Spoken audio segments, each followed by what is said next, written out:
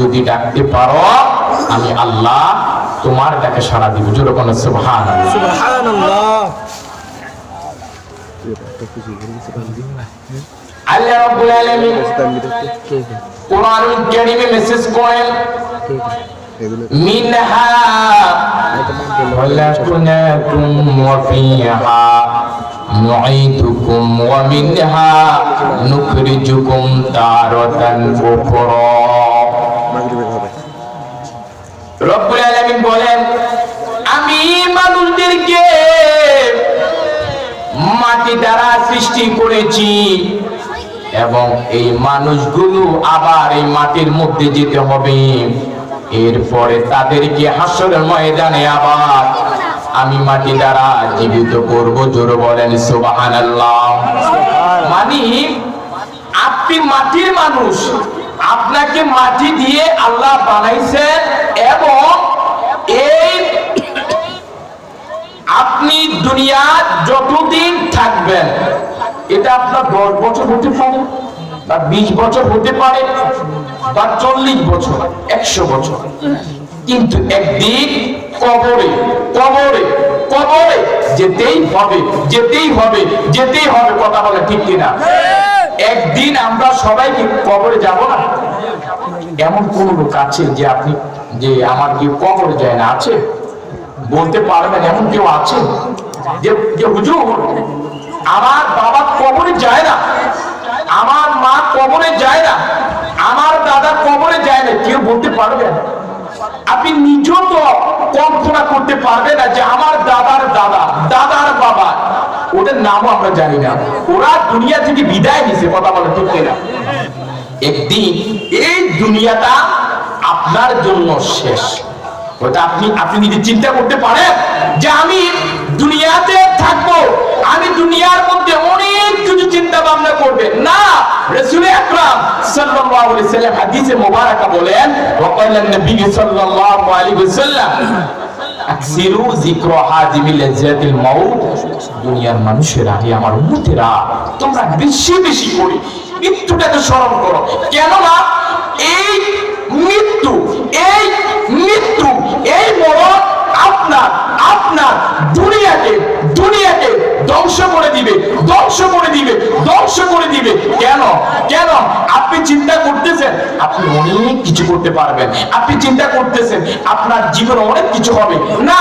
এটা কখনো হবে না, এটা কখনো হবে না। কারণ আসার সিরিয়াল আছে, আসার সিরিয়াল আছে, আসার সিরিয়াল আছে, যাওয়ার কোন সিরিয়াল নাই, যাওয়ার কোন সিরিয়াল নাই। কথা বলে ঠিক কিনা? আপনি চিন্তা করেন বাবার কাঁধে সন্তানের লাশ, দাদার কাঁধে তার নাতির লাশ। দাদা চিন্তা করেছে, বাবা চিন্তা করেছে আমি আমার নাতি, আমি আমার ছেলে আমার জানাজা পড়াবে, ছেলে আমার লাশ কাঁধে নিবে। দাদা চিন্তা করেছে আমার নাতি আমার লাশ কাঁধে নিবে দাদু চিন্তা করেছে, মা চিন্তা করে, সবাই চিন্তা করেছে। না, আল্লাহ বলেন না, আসার সিরিয়াল আছে, আসার সিরিয়াল আছে, যাওয়া বান্দা তোমার কোনো সিরিয়াল নাই, তোমার কোনো সিরিয়াল নাই, তোমার কোনো সিরিয়াল নাই। এমন সময় আসবে মালাকুল মউত, এমন সময় আসবে আপনাকে কখনো বলবে না যে আমি তোমাকে 1 সেকেন্ডের সময় দিচ্ছি, আমি তোমাকে 1 ঘন্টা সময় দিচ্ছি, কিন্তু না, দিবে না। যখনই আসবে তখনই আপনার জীবনটা শেষ হয়ে যাবে। এখান থেকে আমাদের শিক্ষা অর্জন করা, আমরা যদি ওই কবরে যাওয়ার আগে যদি নিজের ঈমান, আমল, ইখলাস নিয়তে যদি আমল করে নিজের জীবনটাকে কুরবান করে যদি দিতে পারি, ওই কবরটা আমার জন্য জান্নাতের বাগান হয়ে যাবে, জান্নাতের বাগান হয়ে যাবে। জোরে বলেন সুবহানাল্লাহ। জান্নাতটা এত সহজ না। আপনি একটু চিন্তা করেন, ওই কবর এমন একটা কবর, কখনো কবরকে প্রশ্ন করছেন কবর আমাদেরকে কি বলে জানেন? আপনি যদি জাহান্নামী হয়ে যান, আপনি যদি নাফরমানি হন, এই কবর আল্লাহর কাছে বলে আল্লাহ, ও আল্লাহ, এই তো নাফরমান, আল্লাহ একে আমার এই কবরে দিয়েন না। যদি দেন আল্লাহ, আমি যে কবর এমন একটা কবর, আমি তো সাপের কবর, আমি তো জাহান্নামী, আমি তো জাহান্নামে দিব, আমি তো তাদেরকে এমন আচরণ করব তারা সহ্য করতে পারবে না। কবর ডান কিনার মাটি ডানে যাবে, বাম কিনার মাটি ডানে যাবে, এমন জোরে আপনার শরীরটা হাড্ডিগুলো চুরমারে ভেঙে যাবে। আপনি কাকে ডাক দিবেন, কাকে ডাক দিবেন? যত চিন্তা করেন কোনো লাভ হবে না, কোনো লাভ হবে না। আল্লাহ বলেন, আল্লাহ বলেন, বান্দা যদি আমাকে ডাকার মতন ডাকতে পারো, ডাকার মতন ডাকতে পারো, আমি বান্দা, আমি আল্লাহ তোমার সব যত মনের নেক নিয়ত আছে, যদি আল্লাহকে খুশি করার জন্য, রাসূলকে খুশি করার জন্য যদি ইখলাস অনুযায়ী যদি আমল করে নিজের জীবনটাকে যদি কুরবান করে দিতে পারেন, আল্লাহ রাব্বুল আলামিন আপনার কথাগুলো বিশ্বাস করে আপনার দোয়াগুলো কবুল করবেন। সুবহানাল্লাহ। একটু নিজেকে প্রশ্ন করেন, নিজেকে একটু চিন্তা করেন, নিজের জীবনটাকে পরিবর্তন করেন যে আল্লাহ, আমি তো দুনিয়াতে আর বেশি দিন থাকবো না, এটা আমাদের জন্য 1 সেকেন্ডের হায়াত নেই, 2 মিনিটের হায়াত নেই, কোনো আপনি কয়দিনের বাঁচবেন? একটু তাকায় দেখেন, আজকে এখানে মাহফিল হচ্ছে, কত জায়গার মধ্যে লাশের মিছিল, কত জায়গার মধ্যে মা সন্তান হারাইয়ে কাঁদে, কত মানুষ জানাজা পড়ে, কথা বলে ঠিক কিনা? এটা একটু তাকায় দেখেন, কিন্তু আমরা কত ধরনের, কত ভাবে আল্লাহ আমাদেরকে রেখেছে, কথা বলেন ঠিক কিনা? একটু বেশি বেশি করে মরণটাকে স্মরণ করে, কারণ এই জীবনটা আমাদের জন্য একটা অস্থায়ী, স্থায়ী কোনো থাকার জায়গা নাই বাবারা। কারণ রাসূলের হাদিস মিথ্যা হতে পারে না। রাসূল বলেন, এই দুনিয়াটা তোমাদের জন্য ভোগ বিলাসিতা, একমাত্র মৃত্যুটা এসে শেষ করে দিব। আকসিরু যিকর হাজিমি লাজ্জাতিল মাউত। এরে বান্দা, এরে উম্মতেরা, একটু মৃত্যুকে বেশি বেশি করে স্মরণ করো। কেননা এই মৃত্যুটা তোমার যত চাওয়া পাওয়া আছে সবকিছু ধ্বংস করে দিবে, সবকিছু ধ্বংস করে দিবে। তাহলে এখান থেকে আমাদের করণীয়, এখান থেকে আমাদের কি জানানো, কি শিক্ষা অর্জন করতে হবে?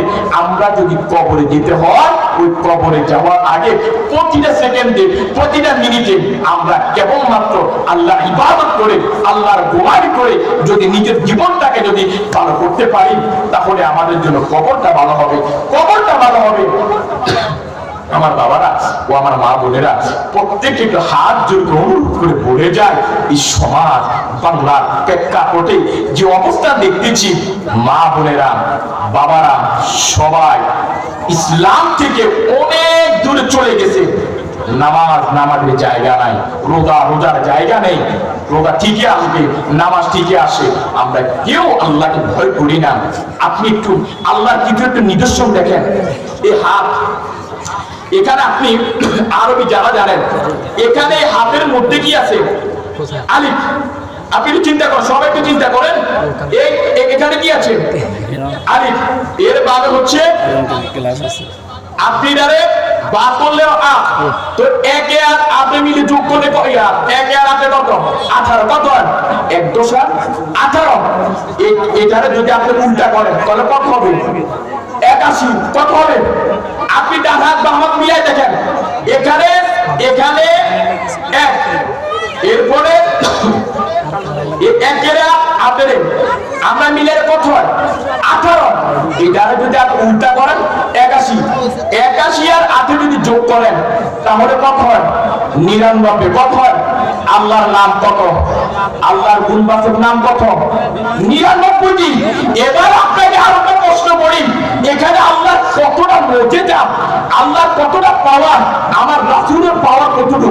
আপনি যদি এটাকে যদি উল্টা করেন তাহলে হবে 81। 81 আর 18 বিয়োগ করলে কত হয়?